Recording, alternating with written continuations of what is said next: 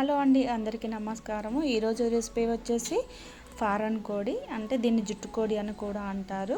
Same మనకి నాటుకోడి లాగానే ఉంటుంది, కాకపోతే నాటుకోడి ఏమి కాదు, ఫారెన్ కోడి.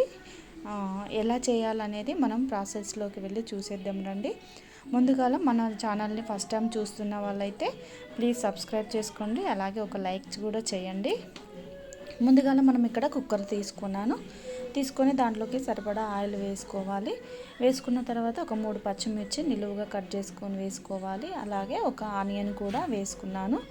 అంతా ఫ్రై అయిన తర్వాత మనము కట్ చేసి పక్కన పెట్టుకున్న ఫారెన్ కోడి ఉంది కదా, అవి చికెన్ ముక్కలు అనేవి వేసుకొని అంతా ఒకేసారి కలిసిపోయేటట్టు మనం కలుపుకోవాలి. తర్వాత వచ్చేసి కొంచెం కొత్తిమీర పుదీనా కూడా వేసుకొని అంతా కలిసేటట్టు మళ్ళీ ఒకసారి కలుపుకోవాలి.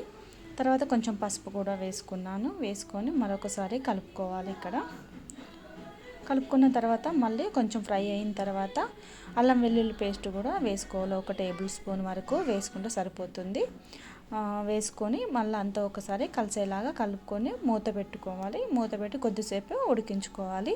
అల్లం వాసన పోయేంత వరకు ఉడికించుకోవాలి. చూసారుగా ఇలా ఫ్రై అయిన తర్వాత ఇప్పుడు కొంచెము ఒక 2 టమాటాల వరకు వేసుకున్నాను. ఇక్కడ మీరు టమాటాలు మిక్సీ పట్టి వేసుకోవచ్చు, లేదంటే చిన్న చిన్న ముక్కలుగా కట్ చేసి కూడా వేసుకోవచ్చు. ఇలా టమాటా వేయడం వల్ల టేస్ట్ అనేది బాగుంటుంది.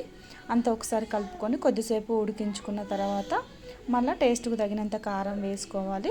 ఇది మనకు నాటుకోడి లాగా ఉంటుంది కాబట్టి కొంచెం స్పైసీగా ఉంటే బాగుంటుంది, కాబట్టి కొంచెం కారం ఇక్కడ నేను ఎక్కువనే వేసుకున్నాను. కారం వేసుకున్న తర్వాత కొంచెం సాల్ట్ కూడా వేసుకొని అంతా ఒకసారి కలుపుకోవాలి. ఈ విధంగా చూసారుగా చికెన్ నుంచి వాటర్ కూడా మనకు కొద్దిగా వస్తున్నాయి. టమాటా కూడా మెత్తగా ఉడికిపోయింది. కారం వాసన పోయేంత వరకు కొద్దిగా ఉడికించుకున్న తర్వాత కాస్త మళ్ళీ కొత్తిమీర పుదీనా కూడా కొంచెం లైట్గా వేసుకున్నాను. చూసారుగా ఈ విధంగా ఫ్రై అయిన తర్వాత ఇప్పుడు కొంచెం గరం మసాలా వేసుకొని అంతా ఒకసారి కలుపుకోవాలి. మళ్ళీ ఒకసారి ఈ విధంగా నెమ్మదిగా కలుపుకోవాలి. ఇది కాస్త ఉడకడానికి టైం ఎక్కువనే పడుతుందండి, కాకపోతే టేస్ట్ అనేది మాత్రం చాలా బాగుంటుంది. మీరు ఎప్పుడైనా ట్రై చేయకపోతే ఈ విధంగా ట్రై చేయండి, సింపుల్గా అయిపోతుంది అన్నమాట. తర్వాత వాటర్ పోసుకోవాలి. ఇక్కడ మనము వాటరు అనేది ఇవి ముక్క ఉడకడానికి టైం ఎక్కువ పడుతుంది కాబట్టి వాటర్ అనేది కూడా కొంచెం ఎక్కువ గ్రేవీ లాగా ఉండాలి అనుకుంటే వాటర్ కూడా మంచిగానే పోయాలి. 1 లీటర్ వరకు నేను అలా పోసుకున్నాను. వాటరు పోసుకున్న తర్వాత అంతా ఒకసారి కలుపుకొని కొంచెం కొత్తిమీర కూడా వేసుకొని మనం విజిల్ అనేది